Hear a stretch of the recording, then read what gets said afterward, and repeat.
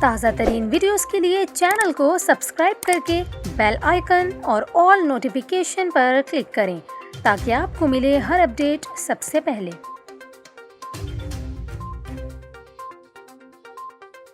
اور ابھی آپ کو بتائیں، محکمہ موسمیات نے کراچی میں مختصر ہیٹ ویو کی پیشگوئی کر دی۔ چیف میٹرولوجسٹ سردار سرفراز کے مطابق کراچی 3 روز تک مختصر ہیٹ ویو کی لپیٹ میں رہے گا، جس دوران درجہ حرارت 39 سے 41 ڈگری سینٹی گریڈ تک پہنچنے کا امکان ہے۔ سردار سرفراز نے بتایا کہ اس دوران گرمی کی شدت کبھی کم اور کبھی بڑھنے کے ساتھ دن کے اوقات میں سمندری ہوائیں معطل رہیں گی۔